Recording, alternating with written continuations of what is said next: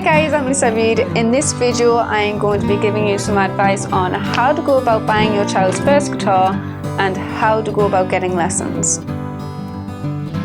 The first piece of advice is to buy your child a guitar before their first lesson. It's really important to buy your child a guitar before the lesson, and not just so they have a guitar to use in the lesson, but so that they have a guitar to practice with at home. If you take a child to a guitar lesson and they don't actually have a guitar to practice with at home, it's really likely that in the next couple of days they're going to forget most of the stuff that they've been taught in their lesson, which really halts their progress. Now you might be thinking, Lisa, why can the guitar teacher not allow my child to use one of their guitars?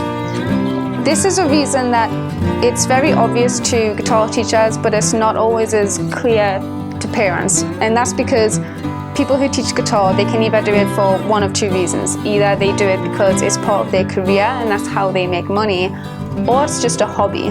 But for most guitar teachers who are doing it as a career, they spend a lot of money on guitars. So they will spend hundreds, sometimes thousands on guitars because they use them for gigging, they use them for recording, they use them for teaching.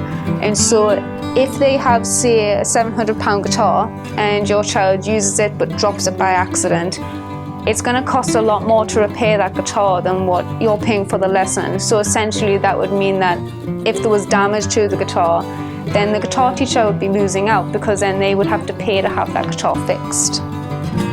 My next piece of advice is centered around how to go about getting your child's first guitar. Because for a lot of parents who don't actually play guitar, the idea of going out and getting one can be really daunting because they don't really know where to start. There's a couple of different ways that you can get advice on this, and the first one is that you can go to a guitar shop.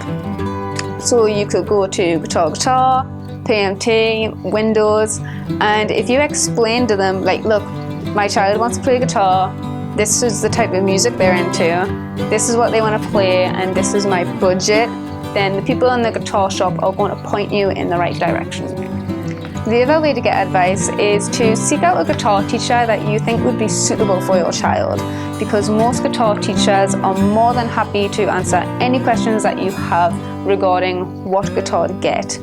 Now, you can contact the guitar teacher any way that they allow you to. So some guitar teachers will only offer an email, some will only offer a phone number, but either way, a lot of guitar teachers are more than happy to give you advice on your child's first guitar.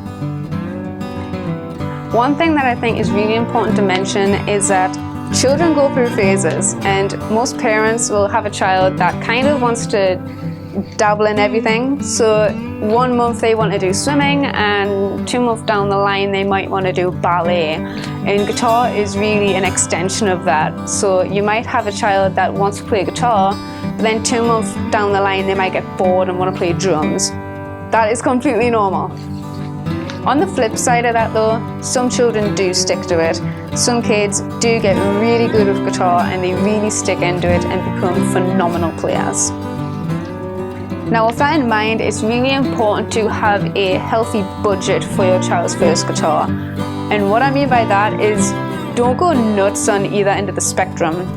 So you don't want to get a guitar that's too cheap, but you also don't want to go nuts and get a really expensive guitar for your child's first.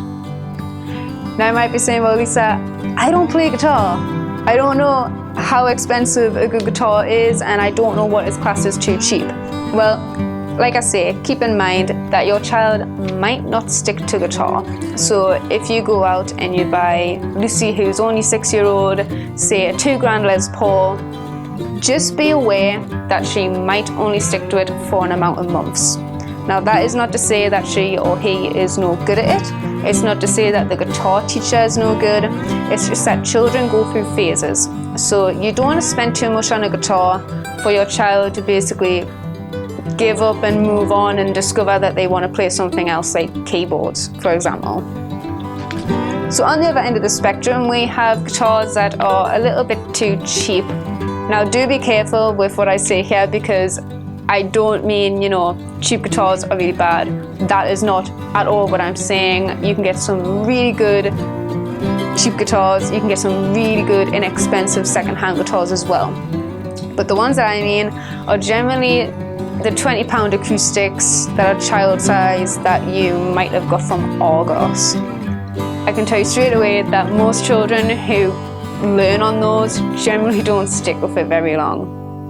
The reason that they don't stick with them guitars very long is because they don't sound very good and they don't feel very good.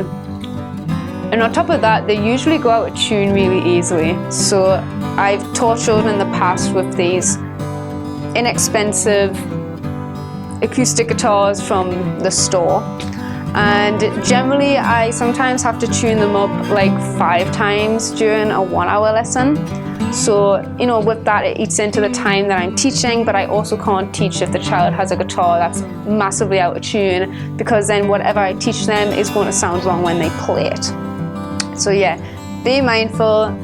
You know, if a guitar seems too good to be true or seems really, really inexpensive, it could be because it's a really low-end guitar. And honestly, if a guitar doesn't sound good and feel good to play, the likelihood of your child sticking to it is really small.